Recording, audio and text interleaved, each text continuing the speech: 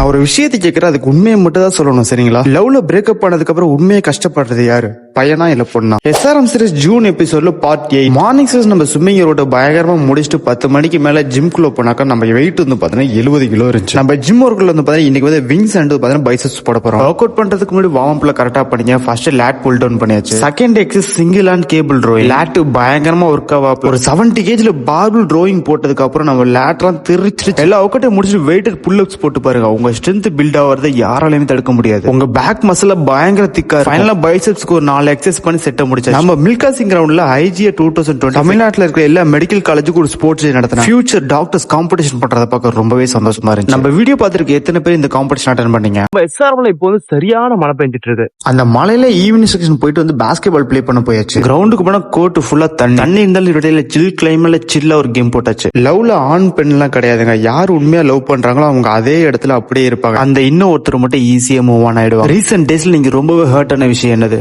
கீழே கமெண்ட்ல சொல்லுங்க.